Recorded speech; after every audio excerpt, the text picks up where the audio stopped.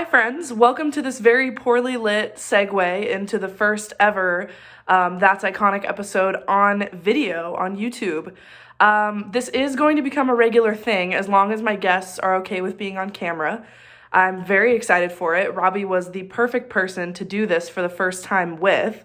Don't know why I'm squatting in my kitchen for this little segment, but the point is I had a memory card that I didn't realize did not have enough memory. So the first 15 minutes-ish, give or take a few, of the podcast were recorded in full, and it's great. It came together well. I'm very happy with it, so I'm still going to post it. But I just want you to know that at about 15-ish minutes in, the video cuts off. So enjoy Season 2, Episode 4, True Crime Copycats with Robbie McEvoy. At least the first fourth of it. My allergies, I feel so stuffy all the time. All right, are we ready?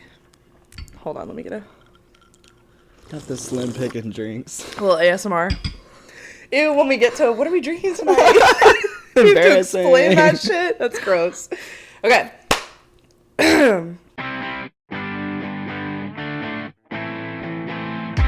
Oh my god, that's iconic.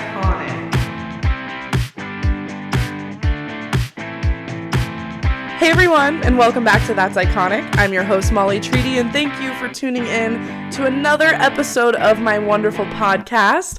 To all my listeners, new and returning, thank you so much for joining us today. I appreciate that you are willing to listen to me just ramble and listen to the nonsense that my weekly guests and I spew into the microphone. I have tons and tons of fun with every single person that I bring on. And I know that they enjoy it just as much as I do. And at the end of the day, all that matters is that we come together and laugh and we have a good experience. And, you know, that's the best part. How are all of you doing? Make sure you reach out to me at iconicthats@gmail.com. I've gotten a few emails this season, but none that are really riveting enough. So those of you who have emailed me so far, step up your game. And don't forget to find me on Facebook and Instagram at That's Iconic or That's Iconic Podcast. I don't know which one's which, so you'll just have to trial and error. I'm doing great. Thank you once again for asking. You're so sweet. It really means a lot to me. I had a fun Halloween. I'm not quite ready for the cold weather, but we're going to make it through. We always do. I actually last week redecorated my apartment, and it looks iconic. Everything feels very open and light in here, so it's just a great space to record and get all my thoughts in order, and it's much cleaner as well. It's amazing how much your living room can change when you get rid of the ugly, chunky black entertainment center and add a colorful rug, so that's always fun. While I've got your attention, quick little note, feel free to hop on Apple Podcasts and leave me a rating or review or both. The more of those I receive, the more places my podcast will appear, blah, blah, blah. You know the drill. Just do it already, idiots. Anyway, so this week, this week you're in for a treat, let me tell you, because this week's episode is very specific and in a very exciting way. First off, I'll start by introducing our guest because that's the most important part of every episode of That's Iconic. You got to get into the guest, you got to get into the drinks, you got to get the ball rolling. But there's a few additional measures going on today, so we'll talk about it all, everything we've got in front of us. We'll explain what's going on. And yeah, I think that'll be a good order of events. So this week on That's Iconic, we have a guest that some of you might remember from Season 1. For those of you that don't remember, get your shit together and go back to Episode 1 of Season 1 and listen. I'll wait. Okay, welcome back. Thanks for pausing and listening to Episode 1, guys. This particular guest is the very first person I ever brought on That's Iconic from the very first episode that I ever released, and boy, that one was a doozy. So that's how you know today is going to be pretty incredible. So friends, please buckle up, because today our guest, I see you reading it. You're like, what's she going to say about me? Just prepping myself. What is it? Today our guest is someone who I have known nearly my whole life, minus a year or two. But he's known me his whole life because he was born into being stuck with dealing with me. So, I was like trying to math that up. Like, why is there a year missing? Wait, why? What's the difference? What'd we go through? We went through a little something, around year 10. This guest of mine, he is so thoughtful. He has an extremely electric personality to be around, and he's the person who I share my most, I don't want to say cherished memories because it sounds cheesy, but truly, some of my best memories are with this guest, and we'll get into it, I'm sure. But this week's guest, please welcome back the one and only Robbie McEvoy. How are you? I'm good. How are you? That was like the sweetest thing anyone's ever said to me. You're like sobbing. My external validation needs are fulfilled for the day, probably the week. Thank you so much. Maybe the month. I don't really know. Thank you for complimenting me. I forgot that you were doing like video. Oh, yeah. So for like the whole intro, I know I'm just like looking like an idiot. You're looking at the camera instead. Not even, just like just zoned out and like sneakily reading your notes. Fair enough. Yeah, you were reading them and I was like, stop. I could tell. I had to make sure I was like, what are you saying? I had to be prepped and ready. But, that's just how it goes sometimes, so it's fine. Yeah. Okay, so we have to explain, this episode is different because we have a video camera as well. So do you want to explain what's going on here? Oh, I'll let you have the floor. We're so if they're just listening, I guess, we're sitting on the floor in Molly's living room at a coffee table with a camera pointed at us and a makeshift like lighting system.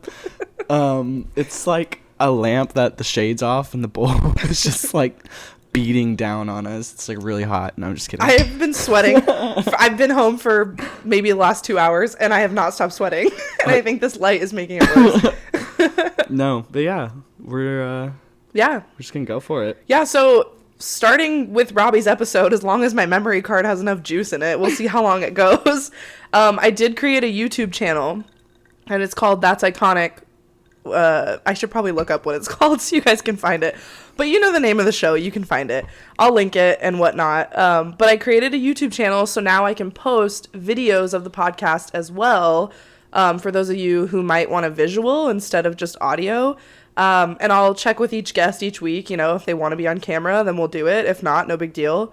But yeah, Robbie is the first video recorded episode of the podcast, I guess. It's kind of weird. You're like, are they just listening to my voice, or are they also watching me? Or are they also judging what I look like? I always forget that. Like when we're recording it, no one is listening to us. Yeah, it's just like us right now. Because I'm like, oh my god, we're like live, but we're really not. We're on a Facebook Live event. See, yeah, I would not know how to act. Guys, click on my TikTok live link. Don't forget. Yeah, so look forward to videos, I guess, everyone that's listening. And okay, so first and foremost, we have to talk about our drinks that we have in front of us. Drink situation it's is a little awfully sketch. A little rough right now, but you go ahead. You dive right in. Okay, well, I will give the benefit of the doubt to Molly because I was late per usual. Which also I was on TikTok yesterday and I got a For You page where it was like being late to places isn't like cute, quirky, like your personality, you're just fucking selfish. And I was like, okay, I will work on that. Keep me in check. Thank you, TikTok. Yeah, you're so selfish. I can't even believe it. Yeah. But no, so I have to drink, it's the Slim Pickens bar. I got Crown Apple. Yeah. And then on top is peach iced tea. It's peach green tea. Peach green tea. But it's mostly just like peach juice, I swear. Like it's not bad. It's good. Can I try it? Yeah. Because I don't want to make I mean, I was scared of it, but like it's good. Oh yeah, that's not bad. I wasn't sure how the peach and the apple would go together. Yeah. That's what I was worried about. Well, they make Crown Peach too. Did you know that? Oh. It's a new thing. Well, maybe that's why it tastes good. So I don't know though. Did we just invent something? I don't know. Crown Apple Peach. Oh, we need a sponsorship. And then my drink for the Slim Pickens. Yeah, the Slim Pickens. What did I even do? Captain Morgan and... There was like a liter of like... Well, not even a liter. There was like inches left of Sprite. Like flat Sprite.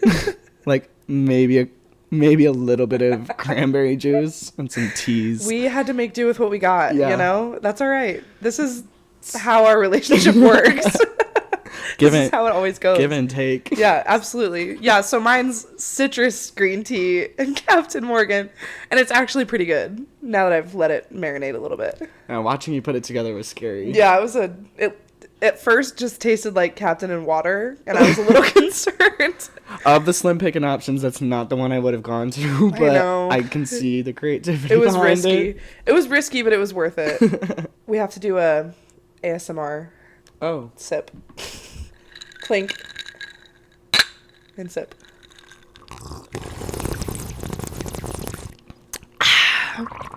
Ew, he's gargling. You nasty boy. You said ASMR. Sicko. It's all about the sound. You probably can't even hear that. I didn't say give him a show. This is not free. Subscribe to my OnlyFans. Subscribe. What? You know I is subscribed. Is there something going on upstairs? No. Was I looking at your hair? Your eyes are like... I was not trying to. No, I was just looking at you. I wasn't. Sorry if I smell too. I wore this last night. Wow. When I went with Mom to El Vallarta's Mexican restaurant. It smells like laundry. Oh, cool. Yeah. You're like, good I for put it me. on and I was like, I smell kind of beefy. I smell beefy. Did you get your little syringe cologne out that you use? I'm out of it. Oh, it's gone. It was literally your sample size? Sample size. You would literally just put a drop on your skin. You put it on, this little motion. It does all the work. Oof, okay. Everyone could smell it. It always smelled good. Exactly. So it doesn't really matter. Just like the beef on your sweatshirt. All right, so we got our drinks, we got our intro, whatnot. This episode's very different than I'm used to, but I'm pretty pumped. Me too. I'm excited. So not a lot of the listeners, I guess, might know, but people who know us know that we love the true crime podcast, My Favorite Murder. It's a true crime comedy podcast, which means it's a little dark, but they loop in their own sense of humor as well. Karen Kilgariff and Georgia Hardstark, those are their names. Big fans. Yes. Yeah. How long do you think you've been listening? I feel like I've been listening for 4 years. I was going to say, you introduced me to them, because when we lived together, it would kind of just be in the background while you were working. Yeah. And I got to a point where I was just invested. Yeah. In the voices. I would just play it out loud on my computer. Uh-huh. Yeah. And they just kind of, like the way Molly's describing it, they just each bring a murder or true crime event to the table, and they share it with each other, and to get through the dark deep shit of what a murder actually is, they use comedy to make it better and make it lighthearted, which can be tricky, but they do a good job at it. They do it well. So this episode, Robbie and I are going to be reading true crime stories that we researched in the last couple days, and I'm pretty pumped. Last couple of days? I know. AKA, I did mine literally an hour ago. I started mine this morning. The last few days, we've been researching. Yeah. I have been sitting down and studying for days. We're so end. Professional. I don't know. Checking out books at the library. Oh, yeah, absolutely. Just. No, I watched one 2020 episode and I just listened and I was just like. Oh, yours is kind of recent. I just saw 2012 at the top. Part of it is, yeah. In trial, Liz Ring. Stop! Don't read my info. I start reading it. Yeah. So I feel should we just go right into the stories? I think so. Yeah, I'm fine with that. Do you want to go first, or I want you to go first. You want me to go first? I was worried that was gonna happen. My notes say, "So, Robbie, this is the story of," and I start typing it. This is the pleasure of being the guest. You have to make me feel at home. True. So you have to go first. You're right. Okay, I'll go first. I found my murder. Well, a few of my podcasts have done this murder, and I remember listening to it on one specifically, not even My Favorite Murder, on this podcast called And That's Why We Drink. One of the hosts does a paranormal story, and the other one does a murder story every week. It's pretty good. They're fun. But that's where I got the idea, and so I picked some information from them and some from the internet as well. And yeah, so this is the story of Bible John. Okay. Have you ever heard of that? I've never heard of Bible John. You're in for a treat. Okay. All right. Oh, I literally wrote, "You're in for a treat." And then I said it without even reading it. You know yourself. I write my notes so meticulously because I'm like, worst case scenario, I just look here and that's exactly how I talk. Right. Like I just Get through it. So annoying. Anyway, so Bible John. Sorry. That's staying in. I will not cut that out. Oh yeah, wait a minute, Mr. Postman. Hey, yeah, Mr. Postman. You know what I was singing, and I said I would probably sing it on the podcast. Have you heard that TikTok, that guy that sings, and he goes, "Rest in peace to all the soldiers that died in the service. I've never heard that. I dived in her cervix." Ew, I have heard that. You know it. Yeah.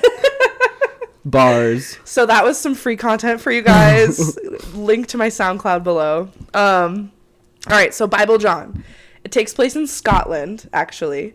Not local at all. Have you been Where's there? yours like located at? Omaha, Nebraska. Yeah. Oh no, have I ever been To Omaha? Scotland? Oh. No, is that what did you ask? Have you ever been? Yeah. I've never been to Scotland. Oh. I would love to go to Scotland though. I don't really okay, I know where Scotland is, but I don't have a picture in my head of like what Scotland is. Bro, geography? Hell no. People will be like, yeah, so I went, and I'm like, can you point? Yeah. Like real quick, point on the map. I think they play those weird instruments where they wear like, what is that? Like, kilt. yeah, like kilts. Bagpipes. Bagpipes? Bagpipes. Is that there? I mean, that's like an Irish Scottish thing, I think. I don't know if Irish and Scottish, they're not the same thing. Scotland? Scotland, yeah. Yeah. Like Wales? No. Yeah. I don't think so. Nice. Wait. I don't think so. Okay. Bible John takes place in Scotland, where also the Bible took place. I'm just kidding. I was literally like, I wrote JK. to be fair, I might have believed that because like The Bible in Scotland. You didn't know?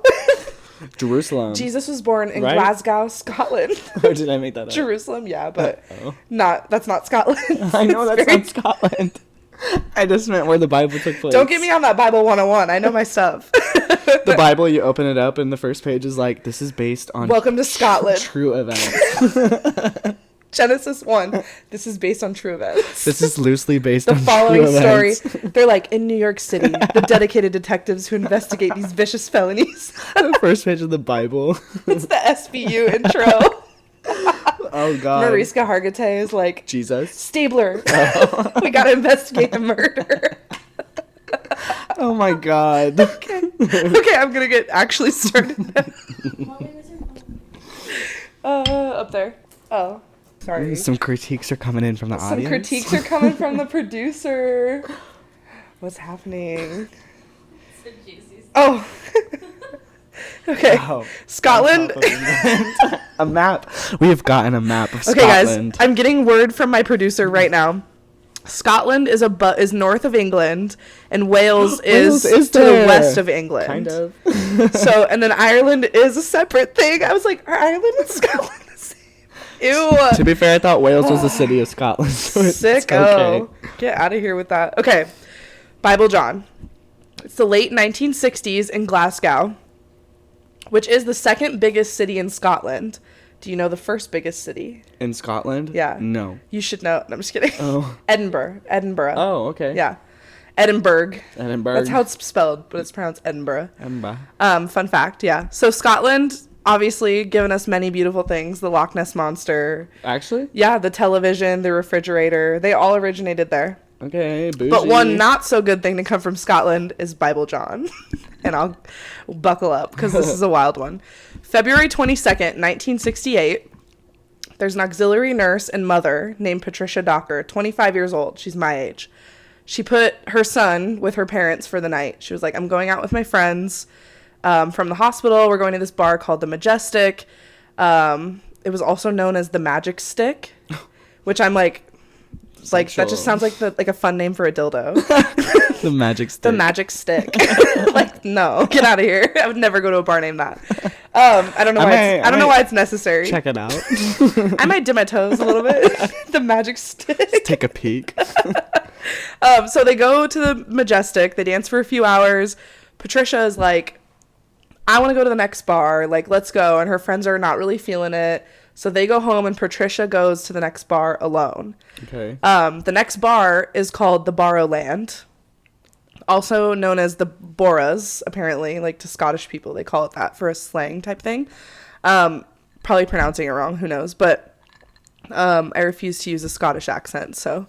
The Barrowland Ballroom has a huge neon sign. Apparently, there's, like, explosions of, like, yellow and blue and pink around it, and their website claims that it's the biggest of its kind in the UK, so it's fancy, The bar? you know? The sign. Oh, they're Just the sign. they just They're advertise like, their sign. we have the coolest sign in the UK. They're Get like, on down. Our drinks fucking suck, but Yeah. we have a really cool Come sign. on down, y'all. They're like, all we have is liquor. We don't have mixers. We Yeah. don't have just It's the straight shots. The slim pickings. The Barrowland. That would be your fucking kitchen. It would. So on Thursdays, so the Barrowland Ballroom, on Thursdays, they have a night called Grab a Granny Night. What? Like a grandma. But the idea is if you're 25 or older and you're single or you hate your marriage or whatever, you come to the Barrowland and like get with someone. Oh. Yeah. So it's Okay. like grab a granny. It's like if you're 25 and single, you're a granny. Okay. I would be a granny. It's like online dating in real life. Yeah, pretty Just much. show up and pick. Yeah, you just show up. And like I read grab a granny and I was like, we're going out, Grandma. Yeah, that's what I was Let's thinking. go. Like that's what I thought when Everybody I saw it. bring your And I grandparents. got excited because I was like, ooh, I'm taking my grandma on a trip to Scotland. We're going to Barrowland for Barrowland. grab a granny night. Taking a picture in front of But that no, sign. if you're 25 or older, you're a granny on Thursdays, which I would never attend. That's offensive. Damn, you're So a you're little a iffy. granny. I know. I think it's iffy, to be honest. I don't know about that. So and also like grab a granny. Yeah. Like, That's why at first I was like, damn, this is like that's fucked up. invasive. I'm not trying to grab nobody. Like, get out of here.